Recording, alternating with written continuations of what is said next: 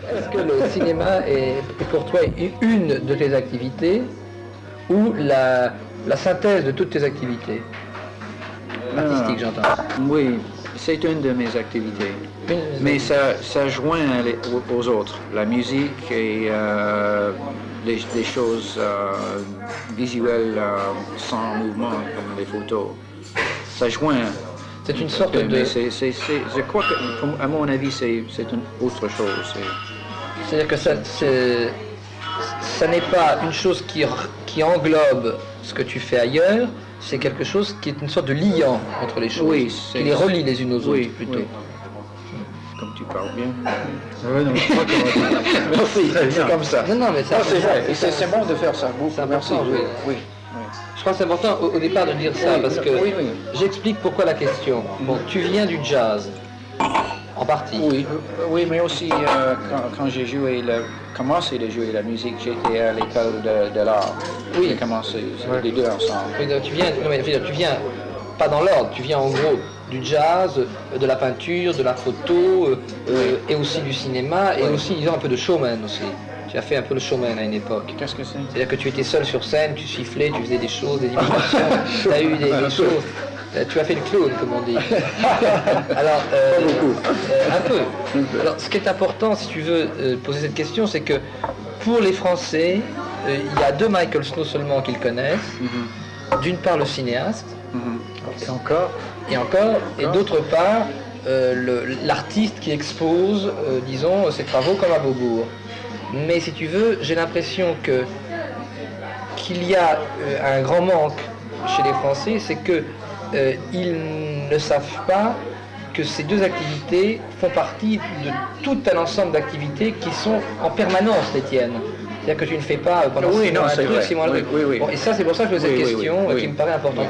Alors, depuis 20 ans, environ de 20 ans. Alors la deuxième question, c'est est-ce que tu fais, c'est une question très plate, hein, est-ce que tu fais ces différentes activités pour te reposer de la fatigue de l'une dans une autre, ou parce que simplement l'une complète l'autre? C'est-à-dire que quand tu as fait un truc dans un endroit... Ces deux côtés que tu as décrits sont un peu chacun corrects, parce que c'était très difficile, très pénible de faire, non pas Rameau's Nephew, parce que c'est évident que c'est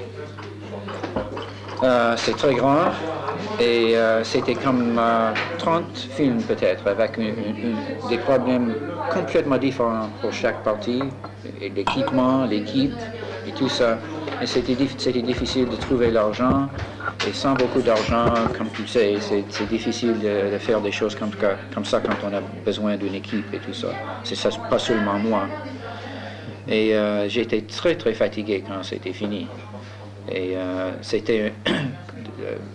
j'ai pas fait un film depuis ce film, un peu, parce que c'était comme ça, c'était si pénible. Mais maintenant, c'est assez loin c'est dans le passé, et pour 2 ans, j'ai écrit des choses. J'ai des idées pour des films et je vais faire un autre film cette année. Parce que lors de le premier hommage complet en Europe de tes œuvres, à Pesaro en 72, je sais plus, 72, tu avais fait la région centrale déjà, et tu avais déjà un projet très préparé, le Neveu de Rameau déjà à ce moment-là. Oui, c'était un fan, oui.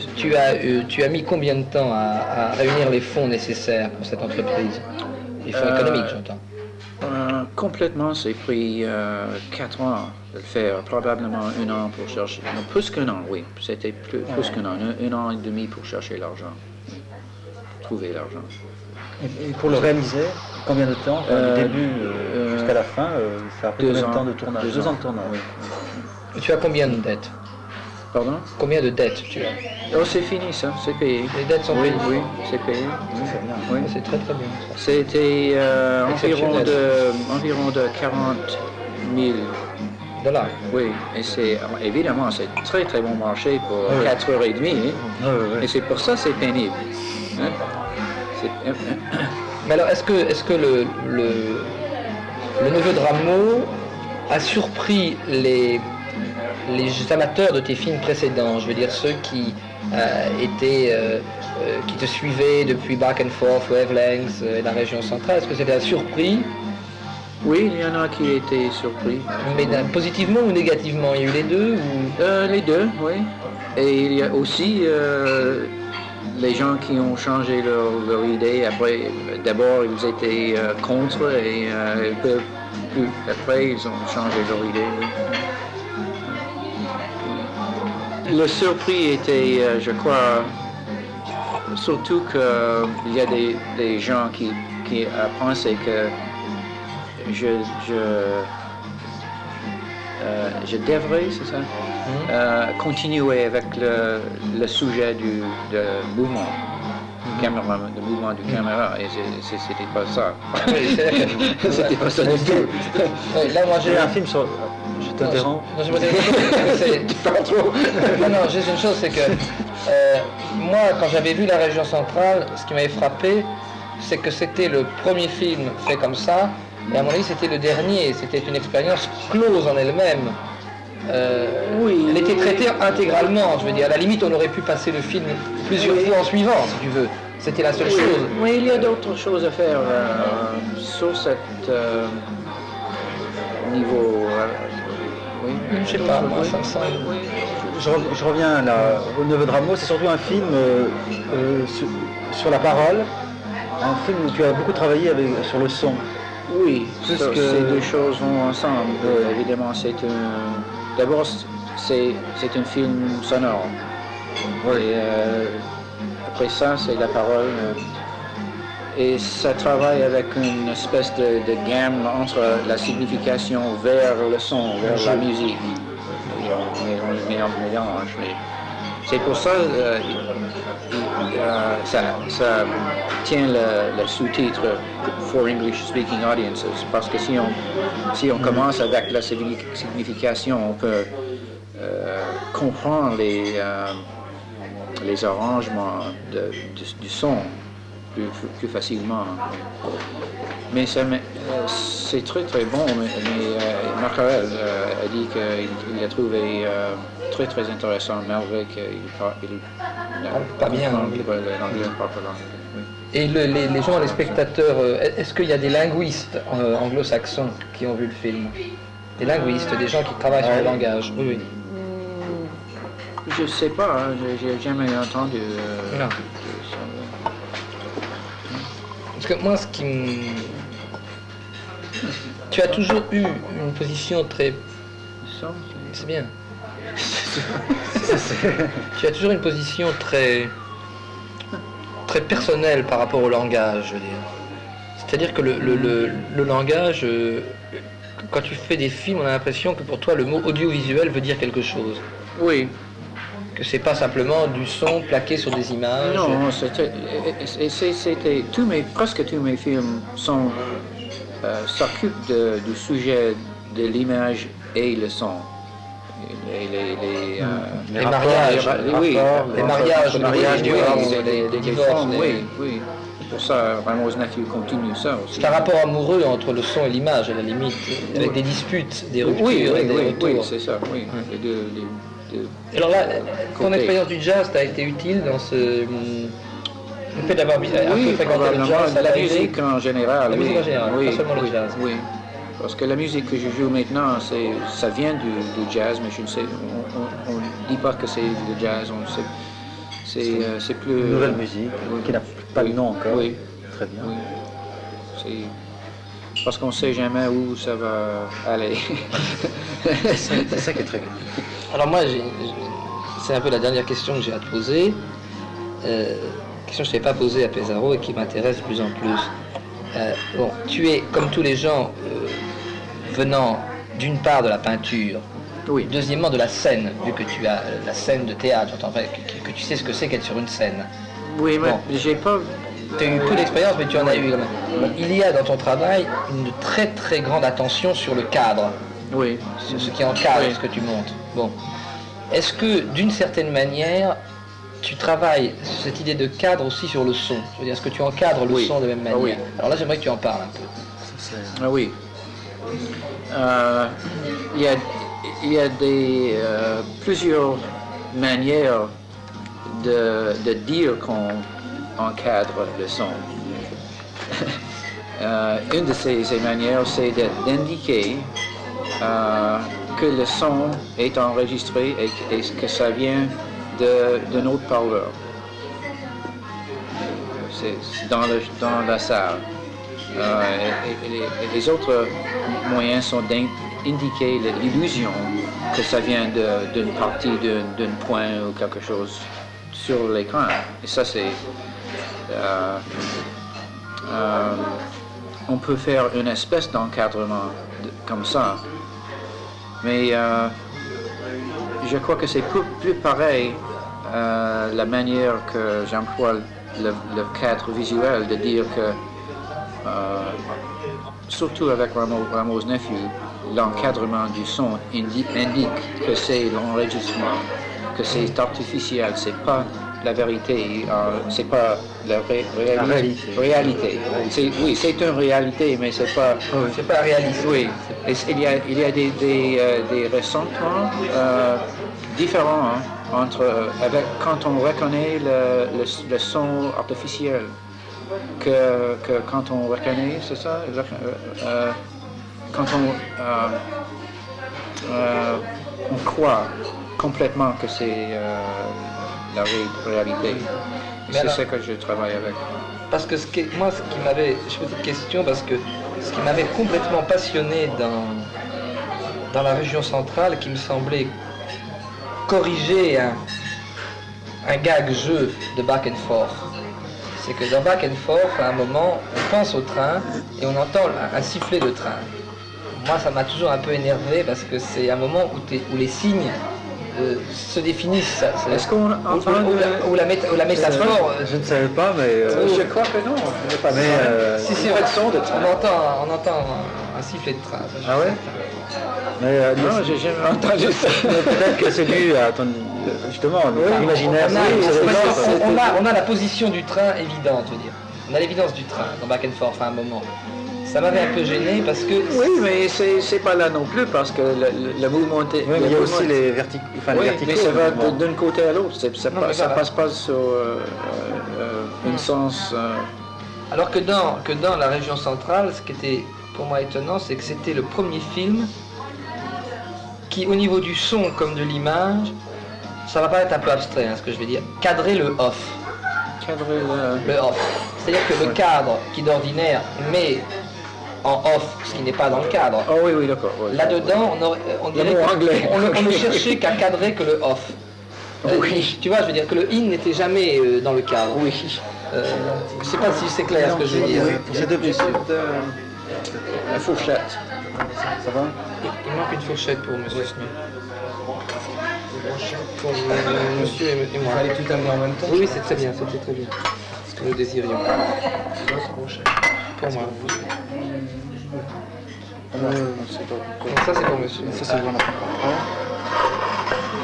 Je sais pas si c'est clair ce que je veux donc te dire. Non, excusez-moi, Je disais que à la limite, ce qui était pour moi passionnant dans la région centrale, c'est que le cadre n'existait plus comme d'ordinaire au cinéma ou dans la peinture ou dans certaines peintures pour cadrer ce qui était mis dedans, enfin ce qui devait être dedans, qui donnait du sens comme image, mais que tout avait l'air de travailler comme si on voulait cadrer le off, ce qui n'était pas cadré d'habitude. Oui. À la limite, c'est la caméra, je veux dire, qui est off tout le temps. Oui. Et que le film est sur la caméra. Et on ne voit jamais le sujet du film qui est la caméra. Oui, c'est vrai. Donc ça, j'aimerais que... Tiens, prends une tomate. Ok. J'aimerais que tu en parles de ça. Peut-être Si tu as envie d'en parler. Faut pas te forcer. Je ne sais pas comment... je ne sais pas quoi dire. Tu n'es pas d'accord? Oui. Oui, mais c'est... comme tu l'avais décrit, c'est je ne sais pas si j'ai quelque chose à ajouter. C'est peut-être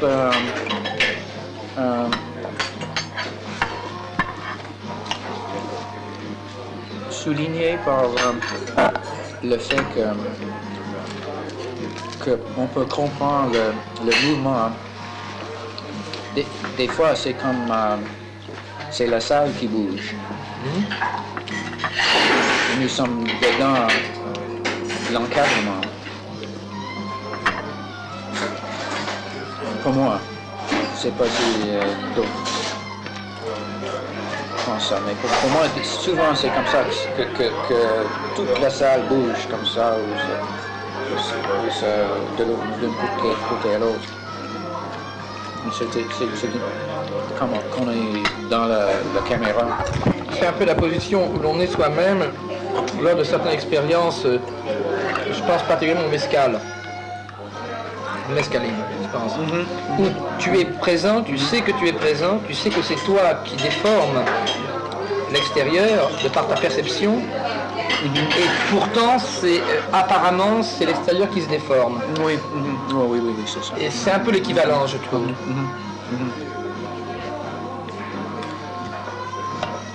Oui. Ça, c'est le grand sujet de la philosophie. Hein. Laquelle? Si la réalité est là-bas ou dedans. Est-ce que c'est le rêve qui se fait monde ou le monde qui se fait rêve? Oui, tout ça. J'ai dit au sujet de la région centrale, d'un côté, il y a cette façon de expérimenter ça. Expérimenter. Oui, expérimenter quand c'est la salle qui bouge. Et l'autre façon, c'est quelque chose qui passe à travers l'encadrement. Comme ça continue. Ça, c'est autre chose. De même que dans Wavelengths, on a l'impression au bout d'un moment que la photo bouge, alors qu'elle est absolument fixe. Oui. Mais là, le dernier plan de la région centrale, c'est un plan du soleil qui est très surexposé. Il y a une fiction pratiquement, il y a une histoire pratiquement qui existe, bien qu'elle ne soit pas apparente, que finit le film sur ce soleil-là. Pour toi, il y a une histoire et une fiction qui existe dans ce film-là.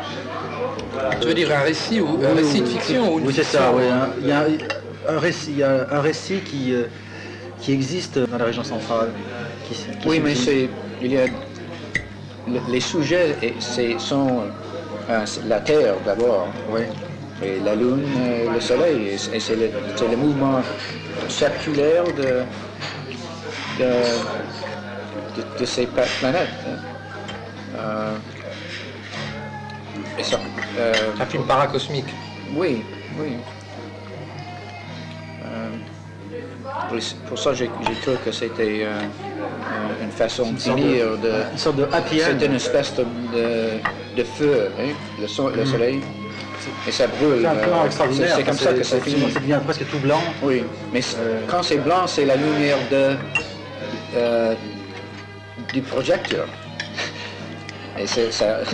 D'accord, oui, C'est l'évacuation. Oui, je comprends. Oui, ça part du soleil à... C'est l'autre off, c'est l'autre off, c'est l'écran. Oui. Ça devient cette réalité, pas le soleil. The other out of the Les screen. deux choses sont la même chose. L'énergie de la lumière. Hein. Un chrétien dirait que ce dernier plan, c'est le linceul. Mais ça, Tu sais, le drap qu'on met sur les morts. Quand quelqu'un est mort, on le recouvre. Non, un chrétien oui, dirait ça. peut-être, mais c'est pas... Tu sais que beaucoup de gens trouvent que c'est un film très mystique, la région centrale. Oui. Moi, je suis pas entièrement d'accord. C'est là où oui. Matérialiste et mystique.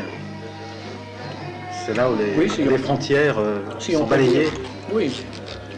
Si on peut dire que c'est mystérieux que les planètes fonctionnent comme ça, que c'est égal de la gravité, et c'est mystérieux. C'est-à-dire, où on voit ça comme un fait physique ou un fait chrétien. C'est où c'est Dieu qui fait bouger la terre, ou c'est la physique. Ça peut être les deux. Dieu était peut-être un grand physicien s'il a existé. Oui. Ça, c'est peut-être une très bonne définition de Dieu. Oui. Mais toi, tu te situes idéologiquement ou mystiquement par rapport à ce que tu fais ou pas du tout? Matériellement. Oui, matériellement d'abord. Mais moi, je ne sais pas les réponses et les questions m'intéressent. C'est mystérieux, la vie. Mystérieuse. OK? C'est une question à laquelle tu n'es pas obligé de répondre. Ça, c'est bon. Est-ce que tu continues, en dehors de tes travaux, à avoir des expériences sur ta perception par diverses choses, quoi. Produits naturels et chimiques. Par divers produits naturels, chimiques. Et tout, est-ce que tu non, continues ou non? Oui, je continue, mais c'est seulement le marijuana et du hashish. J'ai pas pris Mescaline, l'acide acide. pour Tu veux des longtemps. fruits? C'est-à-dire que tu continues quand même donc des expériences parallèles des fois. pour le plaisir et aussi pour le problème de perceptibilité des choses. Ou pour apprendre. Oui, je trouve que c'est Une anecdote amusante, il y a un producteur très célèbre qui s'appelle Pierre Bomberger, qui est d'origine juive, mais qui n'est pas religieux, et il ne mange pas de porc. Alors on lui dit, vous suivez la religion? Il dit non, c'est parce que pendant la guerre, je faillis être pris par les Allemands, et je jurais que si les Allemands ne me prenaient pas, je ne mangerais plus de porc, donc je tiens ma promesse. Mais vous voyez, je ne suis pas religieux. Je pense que ça rejoint un peu ton travail, c'est pour ça que je me permets de... Il y a l'ambiguïté.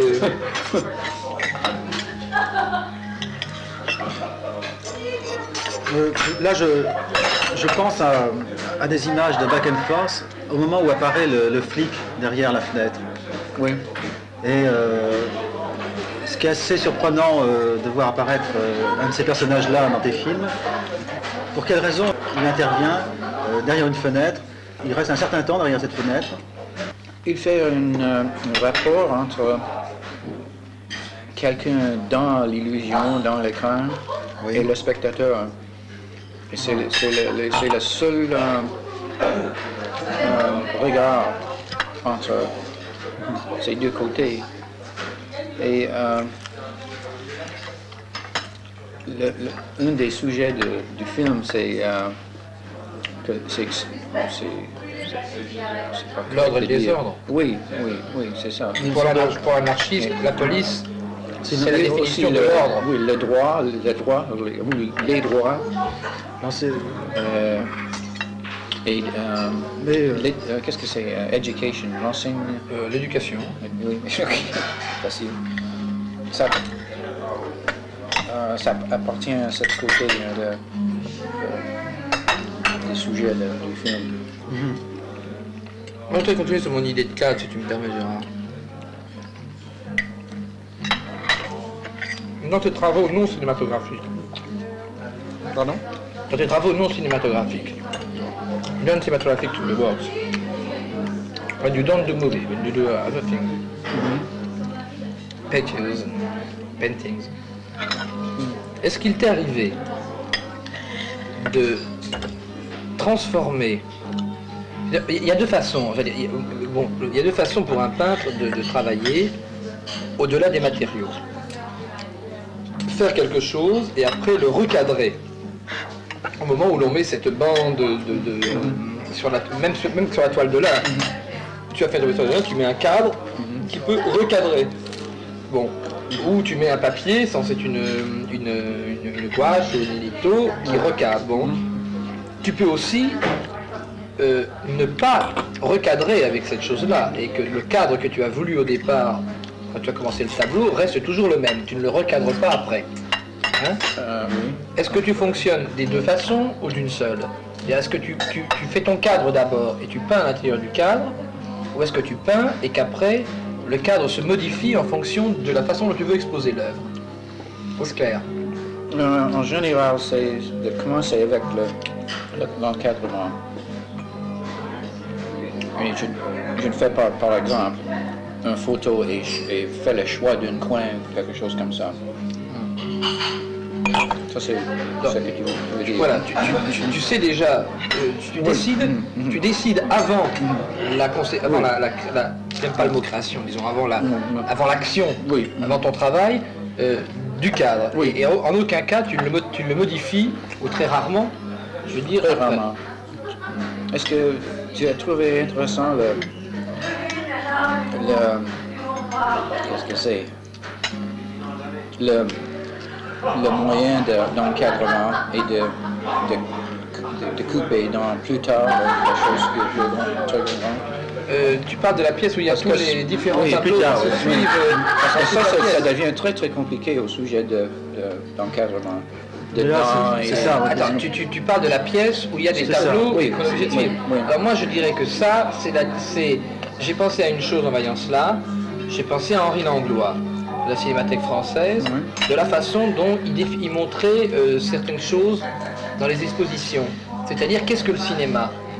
Et finalement, cette suite de plans que tu fais comme ça, c'est la seule manière, si moi j'étais enseignant de cinéma, dont j'expliquerais ce qu'un mouvement de caméra et le montage dans un plan, et non pas entre les plans, du cinéma. Non pas comment on colle des plans les uns aux autres, mais comment dans le même plan, on peut faire du montage. Et moi, à mon avis, c'est la définition de qu'est-ce que c'est que le montage interne à l'image et non pas le montage d'images entre elles. Moi, c'est comme ça que je le vois. C'est peut-être pas ce que tu as voulu montrer, mais c'est ce que je vois moi. Je sais pas ce qu'en pense Gérard. Ce qui est assez drôle dans Plus tard, c'est quand on se promène quelquefois dans un musée, on passe assez vite. Et là, il y a déjà le mouvement de l'œil sur certaines photos, comme dans un musée quand on une image qu'on peut avoir. Et c'est très drôle ce que tu as voulu faire avec ça. Oui. Ça, c'est pas pour l'entretien. I am very speed, you know that. I'm a speedy guy. And I adore to run. And look at these pictures, running very quickly. That's what it's like. And to see the new team of Michael Snow with that. Mais est-ce que c'est pas une critique des expositions plus tard? Des expositions dans un musée? C'est intéressant ça. Non. Non. Pour moi, c'est vrai qu'on peut dire. On va en demander une autre. C'est comme la public en général voit les tableaux assez vite. C'est vrai. Est-ce que tu pouvais m'expliquer de quelle manière tu prépares un projet de film? C'est-à-dire que bon, tu ne fais pas un scénario comme un cinéaste traditionnel. Oui, un peu comme ça pour Rameau's Nephew, c'était avec des scripts, oui. Mais les autres, chaque film est différent, ça dépend. Oui. Ben, pour Wavelengths, comment tu as élaboré ton projet de départ? J'ai divisé le temps et j'ai choisi des types de films, des morceaux de films pour chaque. C'était fait avec des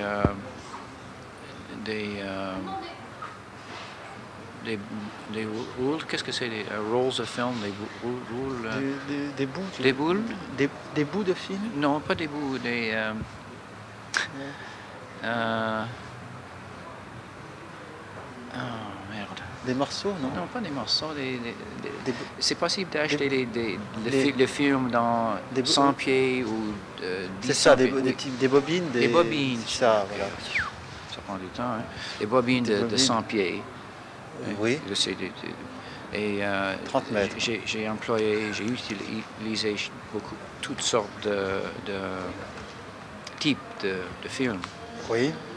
Et j'ai rangé ça et j'ai décidé, c'était écrit que, par exemple, quand l'homme tombe au sol, Oui. ça sera, qu'est-ce que c'est, je ne sais pas, ça sera 15 minutes. Oui. Pour ça, je vais employer ce type de film. C'était scripté en effet. Et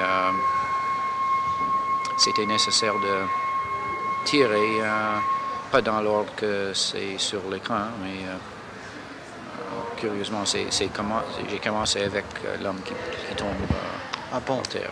Et après, L'idée de départ. non, c'était Non. pas l'idée, Non, non, non. c'était nécessaire de tirer comme ça.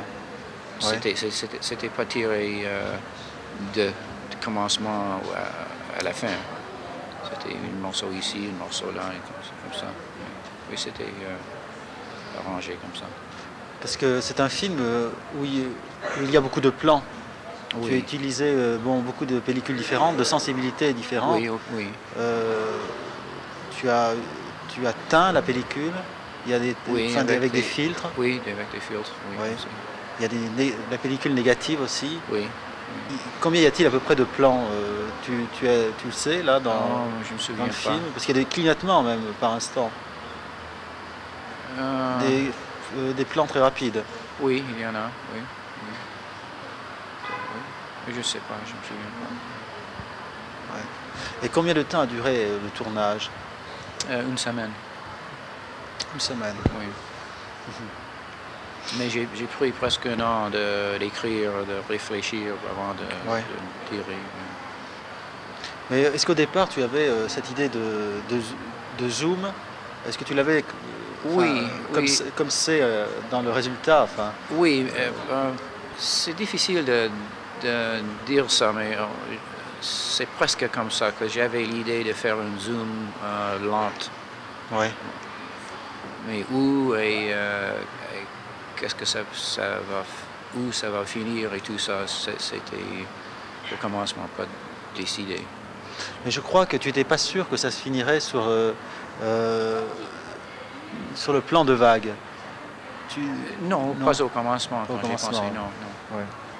Dans Back and Forth, Oui. qui a été fait après celui-là, ton projet de départ, bon, c'était là, tu fais tout un travail sur le panoramique. Oui.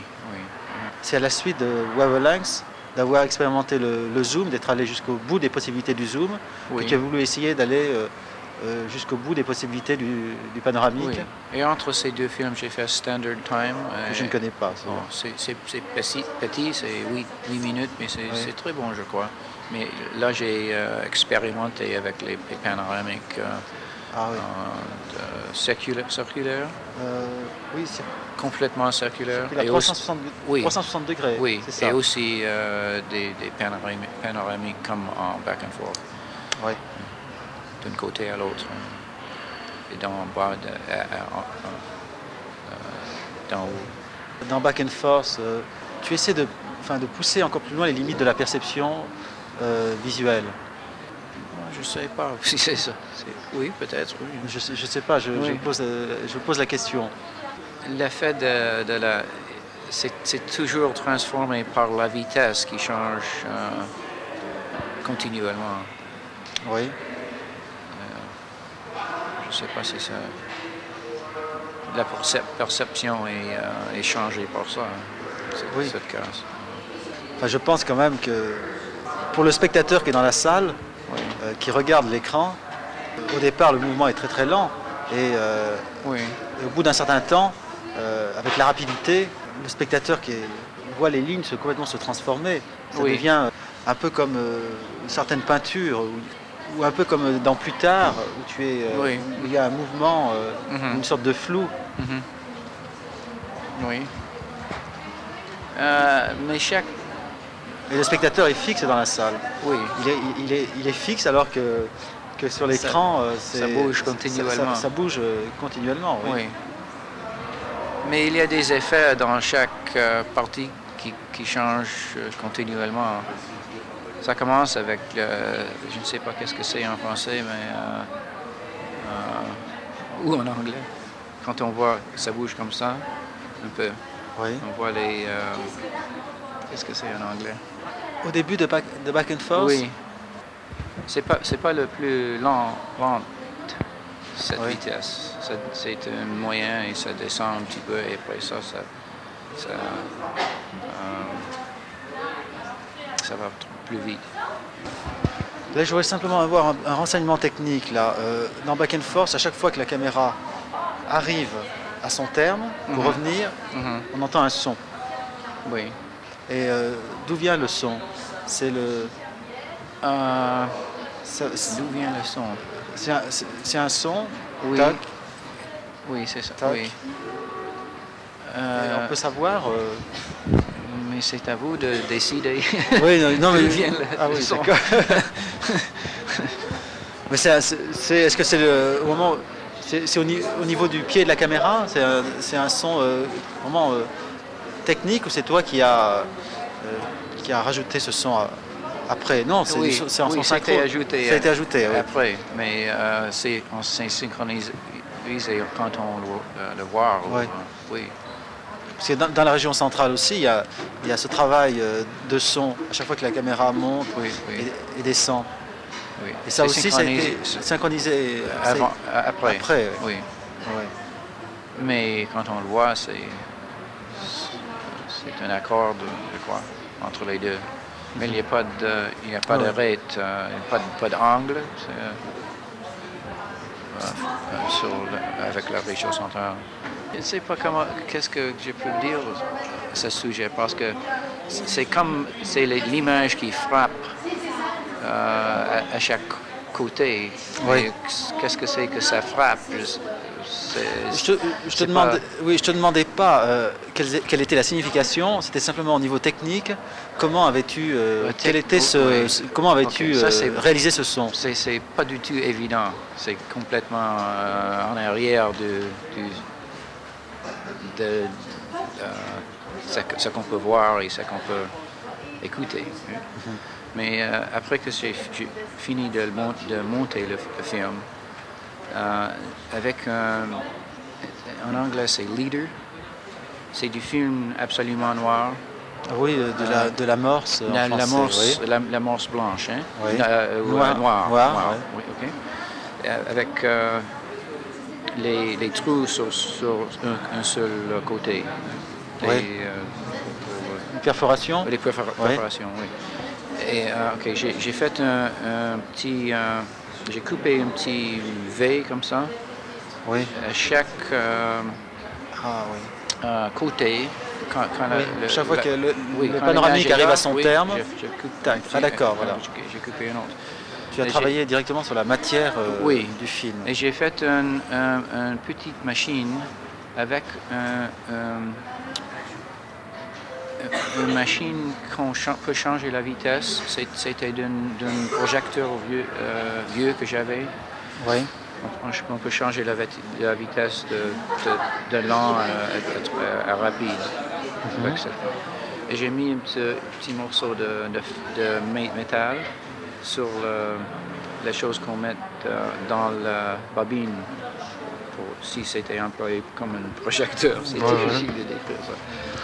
Et j'ai mis un autre morceau de métal, et quand ça tourne, ça frappe.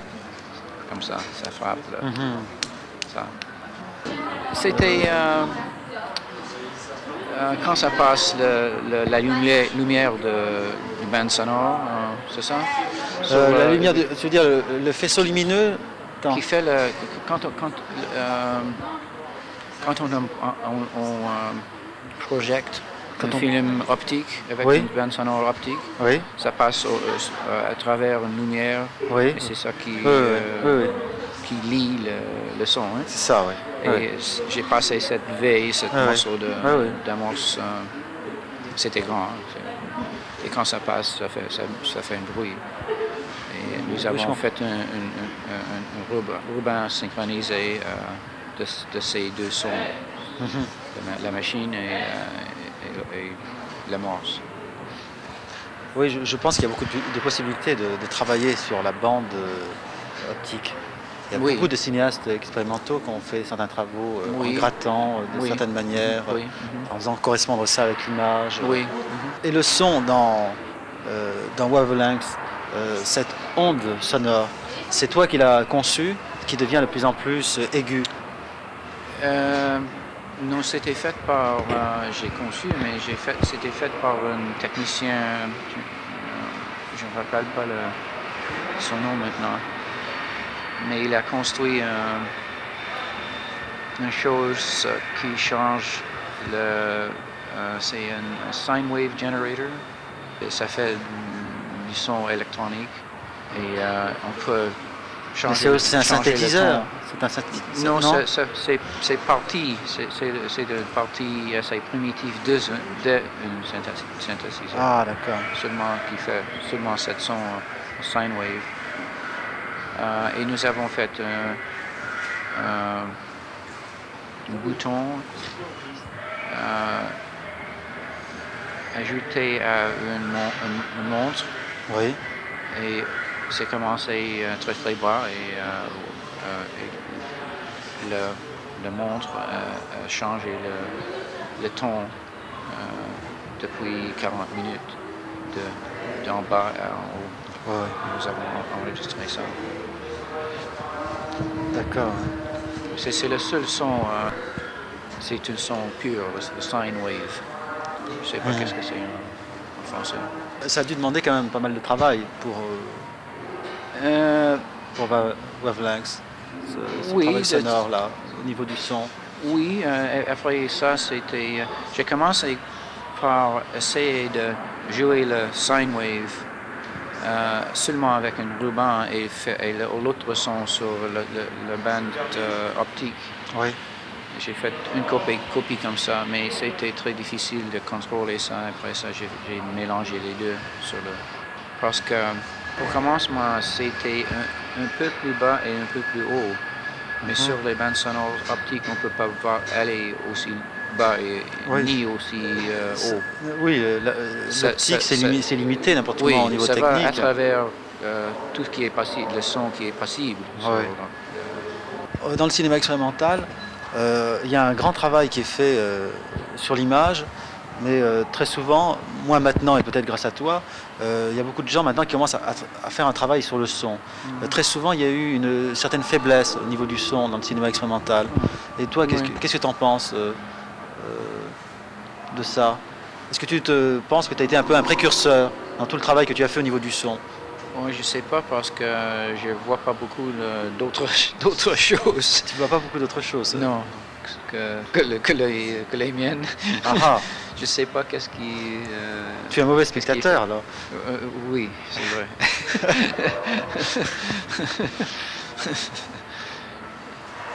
Mais il y a beaucoup de cinéma muet dans le cinéma expérimental.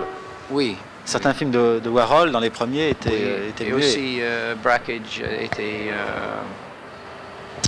très militant, que ça doit être muet. Il n'y a pas de règle générale. Non, mais lui disait ça. Il a fait des films avec du son, mais oui, en général, il a poussé pour les films sans son, les films purement à l'image, seulement à l'image. Et évidemment, ça c'est le film. Hein? Le son est quelque chose qu'on ajoute ou c'est quelque chose de différent. Hein? C'est un autre élément. Oui. Et ça serait intéressant de travailler avec 35 mm parce que c'est un peu plus... on peut, au niveau du son, faire un travail plus poussé. Oui. Et justement, aussi pour l'image aussi. Oui, oui, au niveau de l'image. Alors justement, à ce propos, je ne sais pas si tu connais Werner Nekes, le cinéaste allemand, qui a fait ses 2 derniers films en 35 mm, dont un film qui s'appelle Lagado, où il a fait un travail sur le son très poussé. 35 mm, alors l'image, il a pu gagner au niveau de l'image, et au niveau du son aussi, il a fait des essais, et ce film date d'il y a 2 ans. Et quand on avait vu le film, on l'avait vu à la même période que Le Neveu de Rameau, et on avait trouvé certaines analogies entre les 2 films, et on lui avait demandé s'il avait vu ton film, il ne l'avait pas encore vu à l'époque, et ça serait intéressant si tu avais l'occasion de voir son film, Lagado s'appelle. J'ai vu ces films, je ne sais pas, il y a 6 ou 7 ans probablement à New York, probablement plus que ça. Et ils étaient bons, oui. Oui, là il est allé encore beaucoup plus loin. 9 ans peut-être. Ah ouais. Ça c'était les premiers alors que tu as vu. Oui.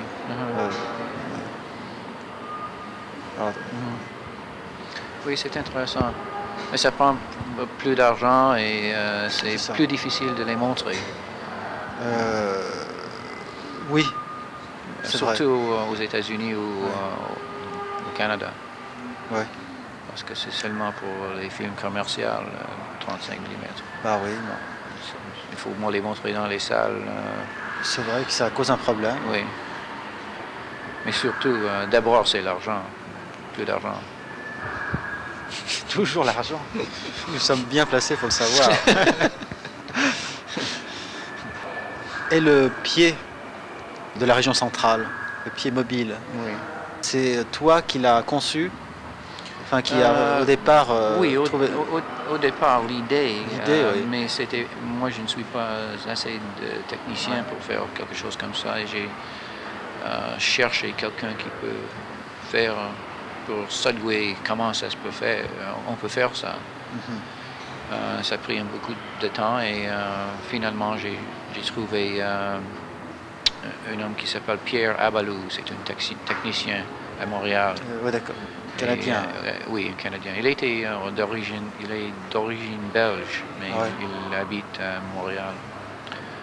Et il a trouvé ça très très intéressant et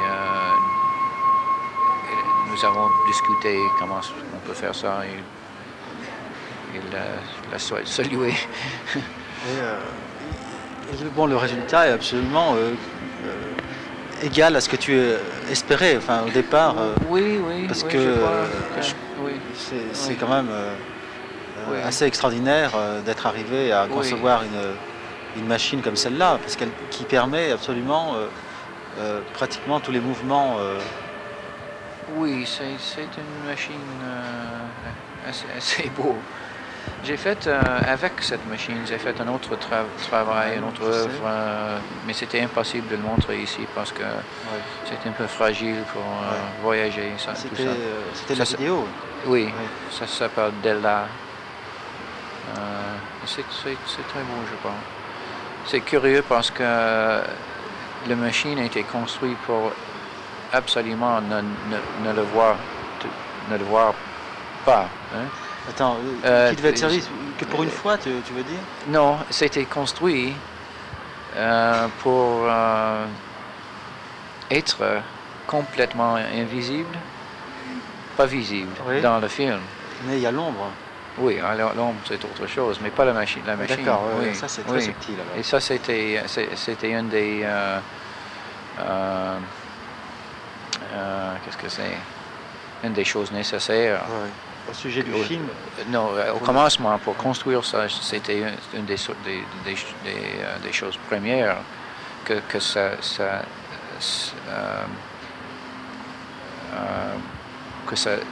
ne photographe pas.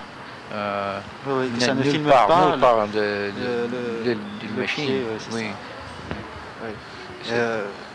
C'est très important qu'on ne voit pas dans le film. Oh oui, très important.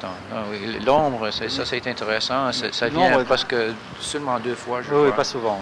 Ça vient au commencement, c'est intéressant. Mais quand on voit l'ombre, on se demande qu'est-ce que c'est, mais c'est très puissant. Quand on voit l'ombre dans le film, ça a une présence extraordinaire. Oui, j'aime beaucoup ça aussi. J'avais la chance, parce que C'était seulement au commencement et la dernière babille, je crois, qu'on voit. C'était possible que ça pourrait être visible dans les autres parties, mais c'était pas.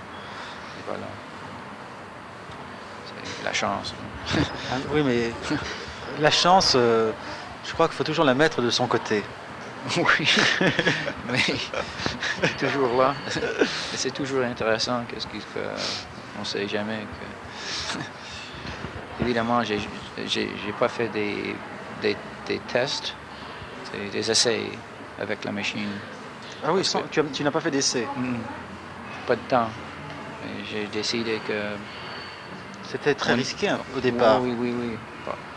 Mais c'était très tard. Nous avons commencé avec l'idée de tirer, je ne sais pas, au milieu de l'été. Oui. Mais c'était pas fini et c'était septembre. Et quand c'était fini, j'ai dit ok, on y va. Et c'était important pour toi la saison? Évidemment, il ne fallait pas que ça soit en hiver parce que avec la neige, ça changeait tout. Il a neigé aussi. C'était le dernier jour après que nous avons tiré. Oui. Là, c'était froid aussi, très froid. C'était le film, la pellicule a cassé dans la caméra. À cause du froid, oui. L'humidité? Oui, du froid. Oui. Ça devient très, je sais pas qu'est-ce que c'est, sec quand c'est froid. C'était dangereux. C'était horrible. Nous avons... continue. Non, c'est sûrement, c'était impossible de regarder la caméra quand c'était opéré, parce que nous étions cachés. Et nous avons pris 10 minutes de film et après ça, on va pour ôter la caméra, ôter le film. Mais je ne sais pas, 12 ou 3, peut-être 4 fois. La caméra était complètement plein de films cassés et c'était absolument horrible parce que le film est cassé, brisé. Parce que c'était difficile pour l'appareil. Ça bouge comme ça. Bien sûr, oui. Surtout, c'était un réflexe, c'est une bonne caméra faite par Hitler. J'ai pensé que c'était le meilleur pour faire ce genre de travail. Mais en définitive, tu as peut-être eu un peu de chance avec cette histoire que ça a été un peu reporté. Le fait que ça a été tourné à la fin du mois de septembre. Peut-être qu'au niveau des couleurs, il y a peut-être plus des couleurs peut-être plus poussées. Pas beaucoup de c'est pas très différent parce que c'est au nord et c'est vraiment la toundra. On voit pas les c'est la toundra là-bas. Oui. Et je crois que c'est pas changé beaucoup parce que j'étais là au milieu de l'été pour le découvrir, pour choisir un endroit. Et après ça, quand je suis revenu, c'est pas changé beaucoup. Ah bon? Mais quand on voit Wavelengths, Back and Forth, la région centrale, on a l'impression qu'on ne peut plus faire un zoom au cinéma, on ne peut plus faire des panoramiques, on ne peut plus faire des spirales, on ne peut plus faire de la balançoire avec une caméra de la même façon qu'on pourrait l'imaginer. Quand on a vu tes films, ça pose tellement de questions sur ces mouvements de caméra élémentaires, qui peuvent être élémentaires, peut-être pas la spirale, moins élémentaire. Mais pour beaucoup de cinéastes et de spectateurs, ça pose vraiment des questions qui sont très importantes. Enfin, c'est un point de vue de spectateur. Oui. Je crois que... Qu'est-ce que je veux dire? Non, mais toi, ce que tu peux dire peut-être, c'est que tu ne feras plus un film peut-être qu'avec un zoom. Peut-être. Probablement non. Oui, probablement j'ai des autres choses que je veux faire, mais pas Dans un texte, j'avais parlé de liquidation d'un mouvement de caméra. C'est-à-dire que quand on a fait ce zoom dans Wavelengths, c'est sûr que on se posera plus de questions quand on fera un zoom dans un film. Quand on veut faire un travail sur le zoom, on se posera quand même plus de questions. Ce film est quand même un apport. Bon, son existence est là. Et bon, il doit servir pour les autres après. Tu n'as pas vu Breakfast? Je Pas crois encore. que ça va être montré ici. Oui, Mais je crois que continue c'est- avec quelque chose qui est dans ça, c'est le Dolly. Oui. Je ne sais pas qu'est-ce que c'est en français, mais et j'ai des autres idées pour ça. Il y a des autres choses à faire. C'est intéressant. Parce que c'est différent que le Zoom, évidemment. Mais c'est un mouvement un peu comme le Zoom. Mais quand tu vois Breakfast, peut-être. Mais je crois que je vais le voir demain ou ce soir. Oui. Je vérifie. C'est petit cette film, mais c'est intéressant. Tu n'as jamais pensé à faire tout un film qui serait un travelling? Je crois que c'est ça que je veux dire. C'est ça que tu veux dire là? Oui, Ah, d'accord, c'est-à-dire le déplacement. avec c'est celui-là, d'accord. La caméra bouge. D'accord, oui, c'est ça alors. Oui, d'accord. c'est un travelling, oui. Celui-là. Est-ce que tu penses poursuivre là dans cette direction, Oui. plus long, quelque chose de plus imposant? Oui. Moi, j'ai quelques idées. Je crois qu'on peut trouver des choses passionnantes. Oui, je crois aussi. Dans tes principaux films, ce que j'appelle principaux films, c'est-à-dire bon, ceux dont on parle là, sauf peut-être la région centrale, il se passe des choses, il se passe des événements, comme tu les appelles. Par exemple, dans Wavelengths, quand l'homme s'effondre, enfin l'homme mort. Oui, ça peut être, oui. Interrogation, s'effondre, la femme qui vient téléphoner, dans Back and Forth, dans la salle de classe quand il y a la partie, il y a des gens qui entrent, tout ça. Bon, il se passe des choses, à mon avis c'est très important ces choses-là. Dans tes films, ça acquiert une importance ça multiplie l'importance de ces événements.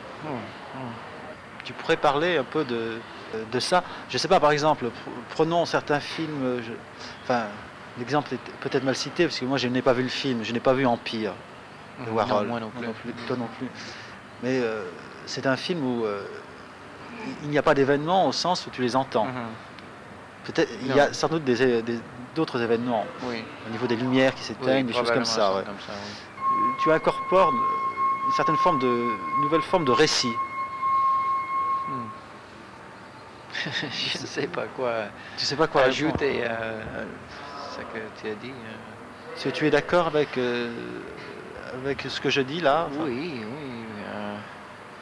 Je crois que pour chaque film, c'est une partie différente. Je parlais de manière très abstraite. Oui, certain que pour chaque film, c'est différent. Pour chaque film, c'est différent, sans doute. Et les moyens et les raisons pour ces types de mouvements et tout ça est différent. Enfin, quand on est spectateur, moi ce que je ressens par exemple, je parle de moi, c'est que ça fait une sorte de rupture, tu vois. Enfin, oui, des fois, oui. Parce que souvent dans des films expérimentaux, et c'est peut-être la faiblesse des films expérimentaux, c'est qu'ils essaient de fonctionner sur un système qui est bien mis en place et qui fonctionne bien, qui est très plat, alors que toi, tu as un système qui fonctionne bien, mais par moments, il y a des événements, oui, tu vois, ça casse, tout ça. Ça devient autre chose. C'est ça qui est, à mon avis, important. Parce que c'est peut-être plus facile de décrire l'effet en wavelength. Parce qu'après, qu'est-ce que c'est, 2 ou 3 minutes de seulement l'image de cette salle ou cette chambre sur l'écran, et aussi avec les changements de couleurs, ça devient un peu plat. On ressent, on ne croit pas dans l'espace, l'illusion de l'espace dans la même manière que quand quelqu'un entre dans cet espace et marche toute la distance. Et c'est des effets comme ça que je désire. Un changement de la façon dans laquelle on croit l'image. c'est un espace de 2 dimensions et, et ça c'est la vérité. Mais les autres illusions d'espace d'espace profond, plus profond, oui.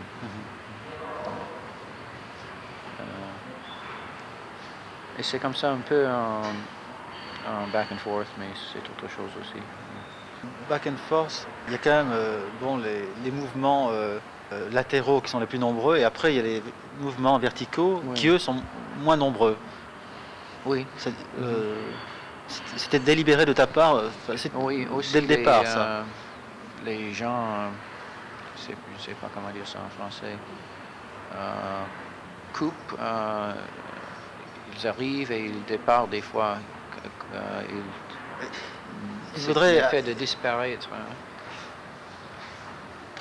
Il y a, je ne me souviens pas, peut-être 4 ou 5 façons dans lesquelles la caméra découvre qu'ils sont là.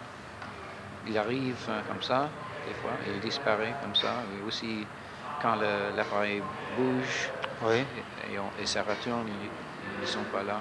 Ah oui, oui. J'ai essayé de travailler avec ça un peu. Oui, parce que justement, la conception de back and forth, tu coupes pas toujours. Oh non, non. Parce que les caméras, on voit que tu coupes, je sais pas moi, des fois tous les 10 mouvements. Et souvent on voit que tu n'as pas coupé, il n'y a pas de... Non, c'est pas... Est-ce que tu te souviens, quelqu'un marche en dehors et la caméra bouge presque avec lui dans les fenêtres. Oui. Et il marche. Et quand il arrive... vers la porte d'entrée? Non, il est dehors. Oui. Oui, il est dehors. Oui.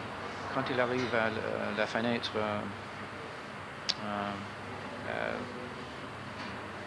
à la droite, oui. Il disparaît, comme ça. Oui, oui. Donc, pendant le tournage, tu as arrêté quelques instants. Oui, avant qu'il ait... et j'ai continué après. Oui, j'ai fait ça, je ne me souviens pas, c'est plusieurs fois. Ça arrive comme ça. Parce que comment étaient tes repères dans le film pour arriver, à chaque fois, on regarde, à chaque fois, le spectateur est complètement fasciné par le cadre. C'est-à-dire qu'à chaque fois, on se dit, est-ce que ça va dépasser? Et à chaque fois, ça tourne à peu près...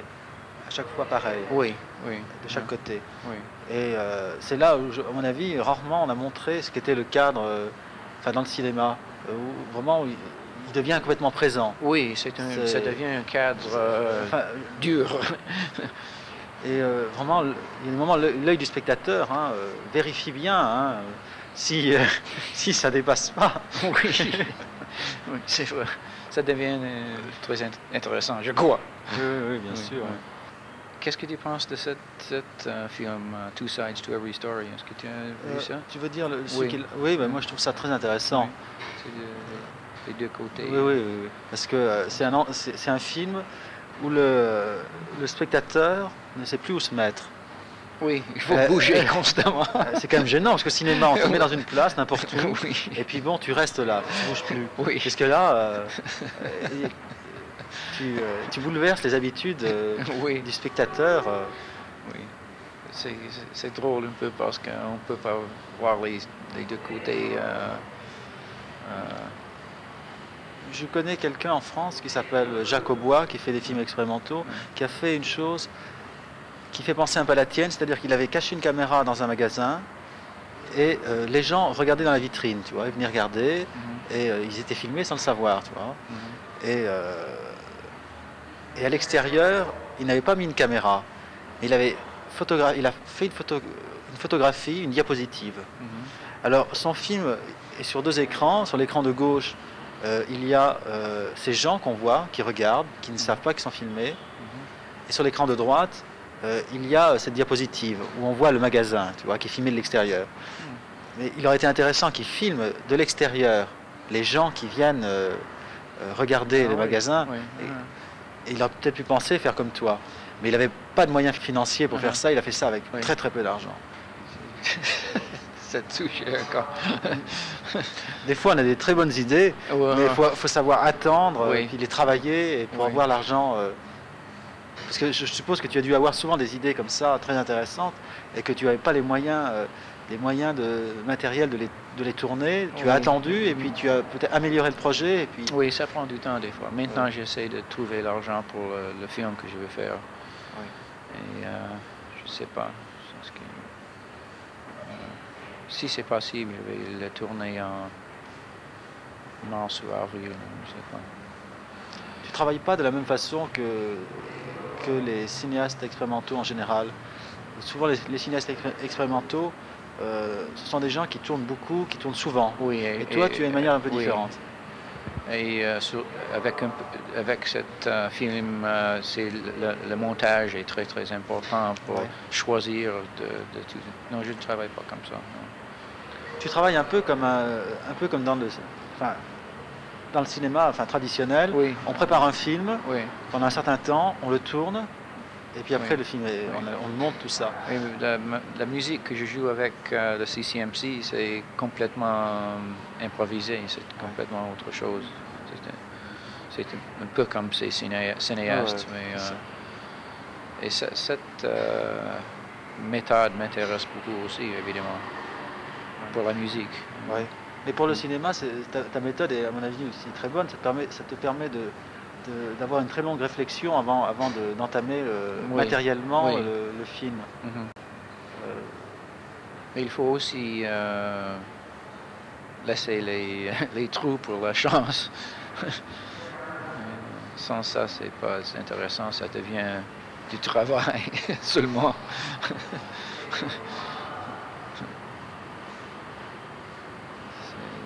Des surprises sont nécessaires. Oui. Ça, tu l'as fait en 1974. J'ai vu ça, mais ça a été déjà projeté quelque part. Enfin, c'était c'est difficile commission. C'était au Canada, commandé par le Walker Art Center à Milwaukee pour une exposition avec Robert Whitman et je sais pas, deux ou trois autres artistes qui font des choses avec du vidéo et du ciné, du film. Mais c'est pas ton dernier film. Tu as fait un film où j'ai vu ça. En lisant le catalogue, je crois avoir vu que tu avais fait un film depuis. Non, Breakfast était tourné, je l'ai fini, je crois il y a 1 an ou 2 ans, mais c'était tourné avant ça, mais c'était, je ne savais pas quoi faire avec le son, c'était différent. J'ai commencé sans idée pour le son et c'est pris... plusieurs années. Oui, j'étais... De maturation. Oui, non, c'était pas aussi dramatique que ça. C'était dans un coin. Oui, c'était comme ça. Oui. Et j'ai recommencé plus tard et j'ai trouvé quelque chose. Oui, il faut toujours regarder ce qu'on fait. Ça, on peut toujours après. Oui.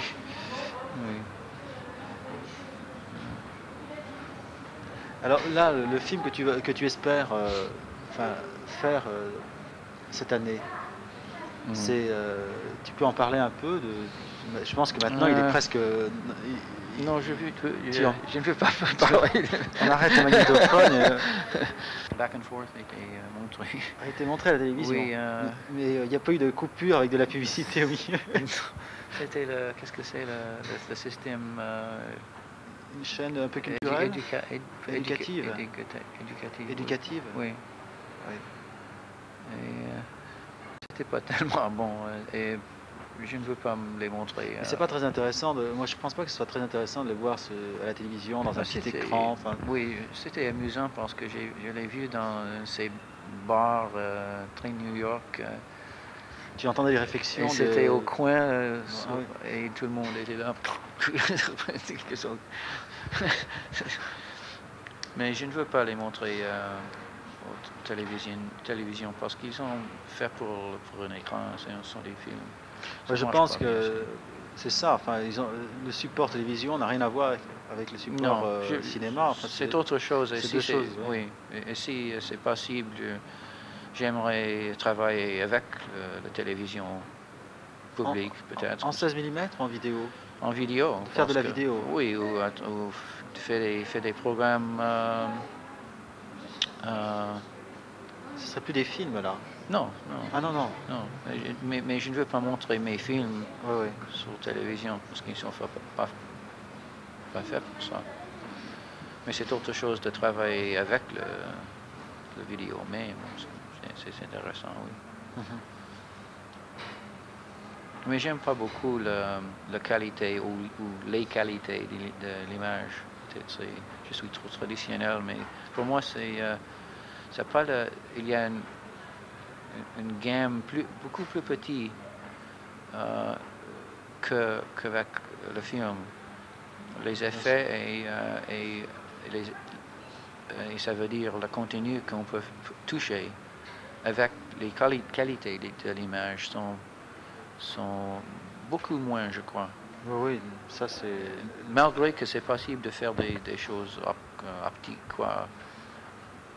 extraordinaires, mais c'est les qualités de l'image restent les mêmes. C'est pas beaucoup de... Comme tout le monde, tu as dû voir des photos qui ont été prises à partir d'un écran de télévision. Oui. C'est vraiment très très mauvais. Enfin, oui. Il y a vraiment on voit les lignes, enfin quand c'est pris de près, on agrandit. C'est difficile de travailler avec la mise au point sur la télévision, mais on peut faire des choses très très sensibles avec le film, avec ça. Mais ça perd ses possibilités, la télévision. Mais il y a des autres possibilités qui sont différentes, mais quand même, je crois que c'est un peu plus étroit. Dans Ramo's Nephew, il y a une partie que j'ai tourné originellement aux vidéos parce que là, c'était... Vidéo couleur, c'est le plan de profil? Oui, et les couleurs changent avec les paroles, oui. C'était la méthode le plus intéressant de faire cet effet, ces effets. Et comment tu es arrivé à faire ces effets avec les couleurs, la relation entre les sons qui étaient dits par la bouche de l'homme et les couleurs? Nous avons essayé de faire un accord entre le volume, mais aussi la qualité des sons, les consonants et les voyelles, c'est ça? Oui, c'est ça, oui. Consonnes et voyelles. Oui. Et c'était que le son était, en anglais, the sound was, obviously the sound, le son était dirigé à travers le système visuel. Oui, je comprends. Et ça fait des switches, ça change. Ça fait des c'est assez compliqué, technique. Des sortes de flashs de couleurs qui correspondent. Moi, j'ai trouvé, c'était un peu comme Abalou. J'ai cherché quelqu'un, j'ai trouvé quelqu'un qui était intéressé à cette idée. Il a fait des essais.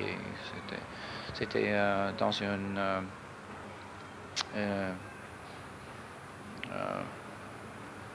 station.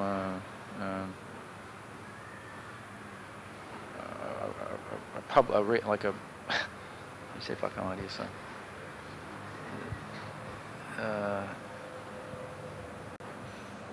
It was a regular, broadcasting station. C'était un studio grand, un laboratoire, un studio commercial, oui, avec les rubans comme ça. Ah oui, d'accord. C'était pas petit, c'était impossible de faire ça. Et j'ai des autres idées que je vais employer dans le film que je vais faire avec pas ça, mais d'autres choses qui sont possibles avec la vidéo, mais c'est pour le film, pour moi. Est-ce que le neveu de Rameau, n'est-ce pas aussi, tu vas peut-être sourire quand je vais dire ça, n'est-ce pas aussi un film d'amis, en plus? Un film d'amis. Un film d'amis. Un film avec beaucoup d'amis. Il y a beaucoup d'amis. Oui, il y en a. Oui. Il y a des presque étrangers aussi. Oui. Oui, mais c'était pas... Ça a quand même de l'importance d'avoir... Non, c'est seulement que quand j'ai essayé de choisir quelqu'un pour jouer ce rôle, Oui. j'ai pensé des gens que je connais. Ouais. C'est plus facile comme ça, mais des fois c'était nécessaire de chercher autre part. Mais c'était pas fait pour ça, c'est simplement ça. Je sais que, non, mais je sais que c'est pas fait pour ça. Non. Mais en définitive, le résultat, Oui, c'est qu'on voit il doit y avoir beaucoup d'amis, Oui, de c'est tes vrai. amis qui sont dans ce film. oui, c'est Et ça vrai. fait toujours plaisir de voir un de ces films et d'y voir aussi des gens qu'on aime bien. Oui, c'est vrai, oui. Ça peut être ça aussi, le cinéma. Oui, oui, c'est ça. L'exposition qu'on voit, pour toi, ça a de l'importance qu'elle soit conçue comme ça, au niveau géographique. Oh que ça oui. commence Oui, avec... oui, oui, oui. C'est moi qui Oui. a décidé ça. Je sais que c'est toi qui as décidé ça. Oh, oui. Et tu veux un cheminement. Il y a donc un cheminement. Il y a un trajet à faire pour arriver jusqu'au bout, Oui, de là jusqu'au bout. oui. Et est-ce que tu peux expliquer pourquoi tu as mis telle chose au début et que tu finis sur telle autre chose? Pour toi, c'était Ça important. commence dans le noir, dans l'ombre, et c'est la lumière seulement. Hein. Attention, il y a aussi les magnétophones dehors. Ah oui, Ça commence avec d'abord, le oui, son. Le son, oui, c'est vrai, ça commence avec le son. Si ça marche. Quand ça marche. Ça marche pas aujourd'hui.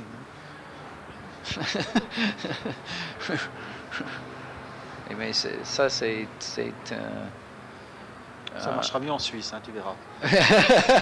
peut-être, Ah oui. oui, Ou en allemand. Ah oui, là c'est sérieux. Beaucoup plus sérieux. Non, c'était très bon ici.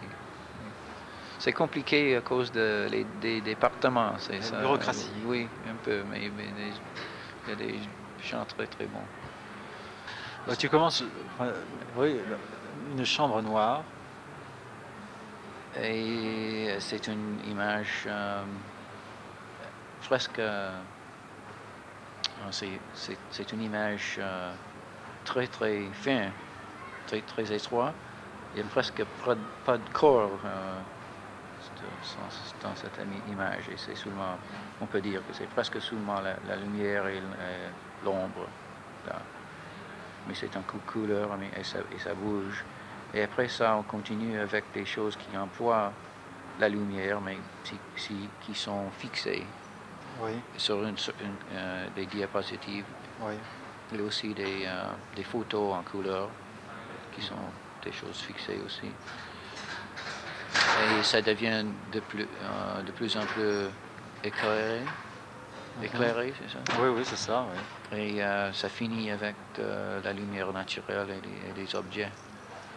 Alors là, Qui sont pas... Il y a des images aussi, mais c'est des choses en noir et c'est blanc. ça. Oui, oui. Argent un peu. La position de plus tard est une position C'est au milieu. charnière, quoi. C'est ça. Oui. Parce que quand on voit plus tard, ça fait penser à tout. Bon, tu as photographié les peintures, mais c'est présenté un peu comme un film, en définitive. Oui, mais chaque image est très important, fixée soi-même aussi. Oui. Mais ça fait partie d'une série. Ce qui est en avant et après est très important aussi. Oui. Euh, Mais n'est-ce pas une synthèse de tout, plus tard? Oui, oui. De tous tes enfin, quand je dis tout, Oui, de l'encadrement tout- est très intéressant, je crois. mais aussi de oui. tous tes moyens d'expression artistique. Enfin, c'est Il peut-être n'y a pas de présent. son. Il n'y a pas de son. Oui. Mais Non. Oui, je l'aime beaucoup, celui-là. Je crois que c'est assez compliqué. je crois, enfin, c'est une opinion personnelle. Il faut la voir, il ne faut pas rester comme ça à toute vitesse, faire comme Noël, faire Oh le non, tour à toute non, vitesse. non. Mais je crois que c'était une plaisanterie, j'espère. Oui, non, c'est intéressant que c'est... Mais je crois qu'il faut y passer très longtemps, y revenir. Oui, sur chaque image. ça, Oui. Je pense que c'est intéressant, tu vois, d'avoir l'occasion. Là, c'est facile. On vient souvent à Beaubourg, revenir. Je pense que ça peut apporter quelque chose. Parce que moi, je l'avais déjà vu il y a 6 mois à Digne, où il y a eu tes films qui sont passés à un festival. C'était un festival de cinéma. Oui, tu m'as donné Je t'avais donné l'affiche. Et je l'avais déjà vu là, mais elle était mal. Ils n'avaient pas un espace assez important. Alors ça faisait du. Tu vois, ça faisait. C'était dans 2 pièces, tu vois. C'était pas l'idéal, mais ils n'avaient pas les lieux. Ils n'avaient pas les lieux. Et là, dans l'espace qui est ici, ça. C'est intéressant que, comme tu as dit, qu'il y a plusieurs images qui étaient prises avec quand j'ai bougé la caméra. Oui. Mais ils sont des images fixées. Et c'est